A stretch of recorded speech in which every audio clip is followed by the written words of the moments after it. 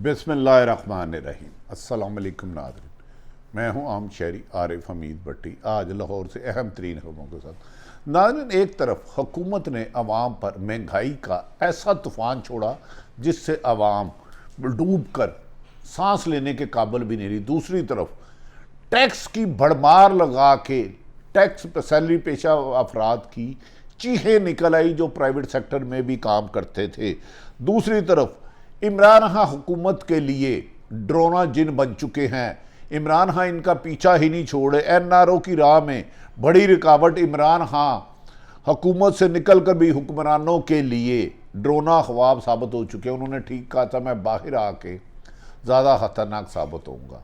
अब नाज़रीन, जो इन्होंने अरबों खरबों रुपये एनआरओ ले लिया। इमरान खान ने पहले सियासी जदोजहद की और अब हुकूमत के ख़िलाफ़ अदालती चाराजोई के लिए कानूनी कार्रवाई कर रहे हैं, जिससे एनआरओ से बेनिफिशरी मौजूदा हुक्मरान की 60% क़यादत खौफ के मारे है। अगर सुप्रीम कोर्ट से इमरान खान की बात सुनी जाती है तो उनको लूटा हुआ माल वापस करना पड़ेगा। अरबों रुपए की करप्शन के स्कैंडल से बरीयत के ख्वाब देखने वालों को अब अदालती जंग का सामना करना होगा, जहां उनकी शिकस्त बादिउल नज़र में यकीनी लगती है, क्योंकि कोई भी अदालत कभी भी करप्शन को फ़रोग देने वाले और इंसानी हकूक़ की वायलेशन करने वाले तरामीम को तशरीह करना उनकी जिम्मेदारी है और वो उनको ख़त्म कर देते हैं। ज़्यादा तवक्को ये है, इन्हीं माहिरीन के मुताबिक, ये गैर कानूनी जो तरामीम की हैं जिसमें करप्शन को महफूज किया गया है, सुप्रीम कोर्ट से उनकी सुबकी होगी। गरीबों के नाम पर टैक्स लगाने के दावा करने वालों ने टैक्स बम फोड़ दिया। तनख्वाहदार तबका महंगाई के बोझ तले दब गया और सांस लेना भी मुश्किल हो गया। और कल इमरान खान ने आके हमजा शहबाज की हुकूमत के ख़िलाफ़ उनकी शिकस्त को यकीनी बनाने के लिए अवामी मुहिम शुरू कर दी है, जिससे मौजूदा हुकूमत का ख्याल है कि 14 जमातें मिल के भी पीटीआई को शिकस्त नहीं दे सकती और 17 जुलाई को होने वाले इलेक्शन में नून लीग को अपनी शिकस्त नज़र आ रही है, जिस पर वो सरकारी मशीनरी और सरकारी वसाइल का बेदरेग इस्तेमाल कर रहे हैं, जिस पर पीटीआई ने सख्त एहतजाज किया कि हुक्मरान अवाम की ताकत की बजाय सरकारी ताकत से पर्ची को ख़रीद रहे हैं। हुकूमत ने नैब में तरामीम करके करप्शन के केसेस ख़त्म करने का ख्वाब देखा था और इसकी तकमील भी कर ली थी, लेकिन इमरान खान ने अपनी हुकूमत में और उससे पहले शुरू से करप्शन के ख़िलाफ़ आवाज़ बंद की है। हुकूमत ने इमरान खान के मुताबिक इम्पोर्टेड हुकूमत को अमेरिकन साजिश के तहत लाया गया और वो लेटर किसके नाम था, किसको अमेरिकन पाकिस्तान के सफ़ीर ने किसके नाम अरेस्ट किया था, ये बहुत बड़ा क्वेश्चन है।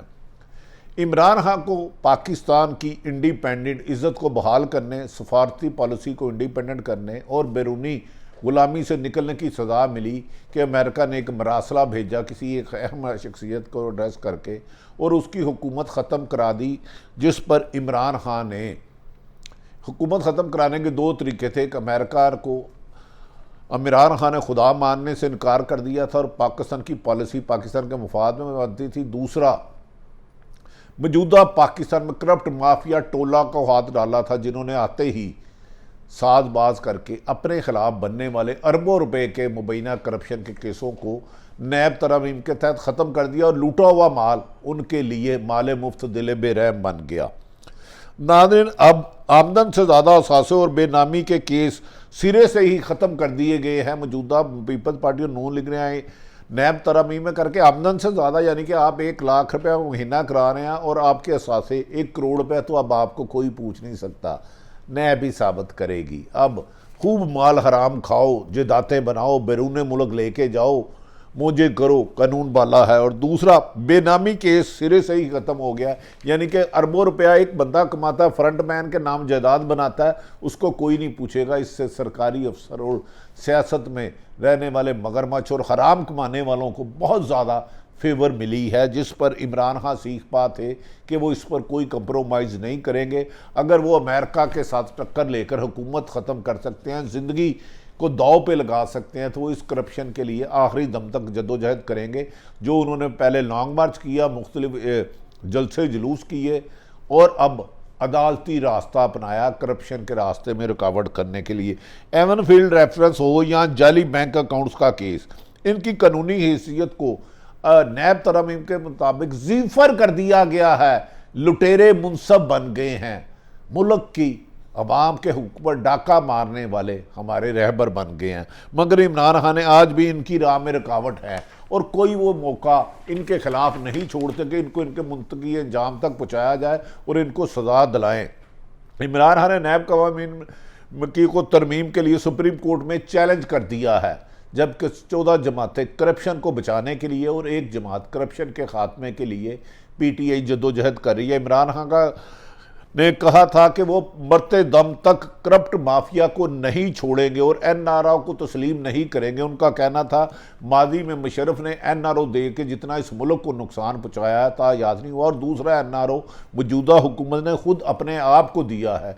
इस एनआरओ लेने में एक हुआ है करप्ट माफिया बच गया, दूसरा बैरूनी साजिशों के ज़रिए पाकिस्तान की खुद मुख्तारी पर हमला करना है, जिसके बारे में इमरान खान अहम इंकशाफत करते जा रहे हैं कि उस रजीम चेंज के सामने और छुपे हुए मनाजर के किरदार असल कौन थे और उनको आहिस्ता आहिस्ता बेनकाब करते जा रहे हैं, जिसकी वजह से वो कुछ सहाफ़ी और पीटीआई तरीके इंसाफ की लीडरशिप को खिलाफ इंतकामी कार्रवाइयाँ शुरू कर दी हैं। मौजूदा हुकूमत और उनके सरपरस्तों ने इंतकामी कार्रवाइयाँ, बदला, धमकी, जान से लेना, माली नुकसान कर दिया है। इमरान खान ने इसको कहा था कि एनआरओ ना दिया है ना देने दूंगा। इमरान खान ने इस बात को सच साबित किया और कहा कि मैंने सियासी जंग लड़ी थी, अब सुप्रीम कोर्ट में अदालती जंग शुरू कर दी है और उनकी तरफ से सुप्रीम कोर्ट में फाइल कर दिया गया है कि नैब कवानीन में तरमीम आइन के मुनाफी है और इससे करप्शन को तहफ़्फ़ुज़ मिलेगा। सुप्रीम कोर्ट में इब्तदाई समाअत में ही वादिया कर दी गई है कि नैब कवानीन में तरमीम का मुस्तकबिल क्या होगा, जिससे लुटेरों की नींदरें हराम हो गई हैं, जिन्होंने हराम का पैसा नजायज़ तरीके से पैसा कमाया था।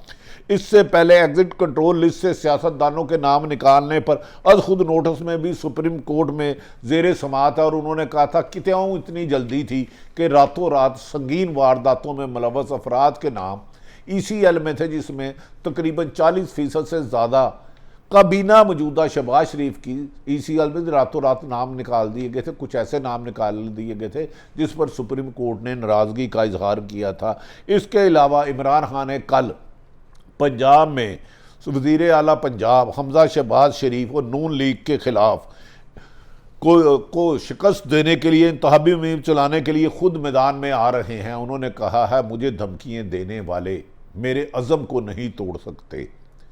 हुकूमत जितनी चाहे सरकारी मशीनरी की ताकत लगा ले, पैसे बांट ले। इमरान खान, फवाद चौधरी और असद उमर का कहना है कि हम मौजूदा ज़िमनी इलेक्शन 27 जुलाई को होने वालों में से 20 में से कम 18 सीटें पीटीआई जीतेगी, जिसको हुकूमत धांधली से जीतना चाहती है। हम इनकी धांधली में रुकावट भी डालेंगे और लोटों को उनके हलकों में जाके उनके असल चेहरे दिखाएंगे। ये है वो लोटे जो इमरान पिछले इलेक्शन 2018 में इमरान खान की तस्वीर लगा के उसके कलमे पढ़ के इलेक्शन जीते थे। जीतते बाद ही मुबैना अरबों रुपए लेकर, करोड़ों रुपए लेकर उन्होंने हमजा शहबाज को वोट दे दिया और हम इसके साथ साथ पसे पर्दा छुपी हुई ताकतों के नाम भी इमरान खान अवाम के सामने लाने का इरादा रख रहे हैं। अब तक जो भी नादरीन, अब तक जितने भी अवामी सर्वे हुए हैं, इनमें पीटीआई के उम्मीदवारों को नून लीग और मुनर्रफ अरकान पर वादिया बरतरी हासिल है और गैर जानिबदार हल्के कह रहे हैं कम से कम 20 में से 18 सीटें पीटीआई की कामयाबी यकीनी लगती है, जितनी मर्जी हुकूमत लगा ले। हाँ, अगर रिजल्ट ही बिल्कुल तब्दील कर देने हैं, डब्बे ही तब्दील कर देने हैं, तो फिर कोई शायद धांधली यकीनी हो सके। लेकिन दूसरी जानिब मुबैना तौर पर हमजा शहबाज के वजारत आला को बचाने के लिए इलेक्शन चुराने का मंसूबा हुकूमत ने तैयार किया हुआ है और इससे सरकारी वसाइल, सरकारी मशीनरी और पैसे का बेदरेग इस्तेमाल है, क्योंकि हुकूमत समझती है 14 जमातें मिलकर अगर पंजाब में हमजा शहबाज की हुकूमत नहीं रहती तो वफाक में 14 जमातें मिलकर भी अपनी हुकूमत नहीं बचा सकती।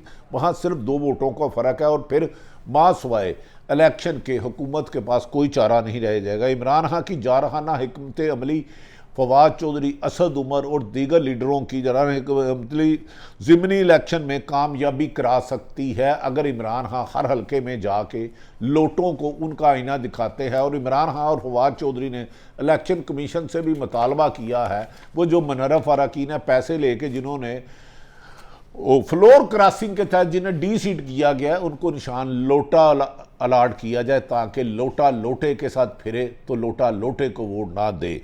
हमजा शहबाज की वजारत आला बरकरार ना रही तो वफाक में भी यकीनन मौजूदा इत्तेहाद पाश पाश हो जाएगा, जिसका पहले ही आजकल MQM और पीपल्स पार्टी में सख्त इख्तलाफात चल रहे हैं। MQM कहती है बल्दियात में उन्होंने हमारे साथ किए हुए वादे नहीं किए, और पंजाब में भी पीपल्स पार्टी और नून लीग के इख्तलाफात बढ़ते जा रहे हैं।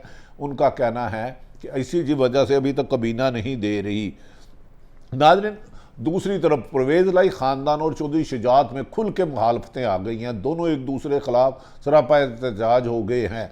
परवेज़ लाई और उनके भाई का कहना है कि तारक बशीर चीमा ने चंद पैसों की खातर हमारे ख़ानदान को तबाह कर दिया है, और दोनों परवेज़ लाई और एक दूसरे के खिलाफ बयान दे रहे हैं। दूसरी जानिब हुकूमत ने सुपर टैक्स लगाकर महंगाई को सुपर गियर में डाल दिया है, और पहाड़ों की सतह से महंगाई ऊंचाई पर जा रही है। तनाज़ा तबका पहले ही टैक्स देता था, IMF के कहने पर इन पर टैक्सों का नया बोझ डाल दिया गया और इसकी रेशो 25 से 30% टैक्स बढ़ाने में कर दिया गया, जिससे टैक्स तनख्वाहदार तबकों की चीखें निकल आई हैं। जबकि हुकूमत ने नए टैक्स चोरों को खुली छूट दे दी है। लगता है कि हुकूमत में मौजूदा हुक्मरानों का आने का मकसद अपने खिलाफ NRO लेना और अवाम को महंगाई की दलदल में फेंकना ताकि वो अपने हकूक़ के लिए बाहर ना निकल सके।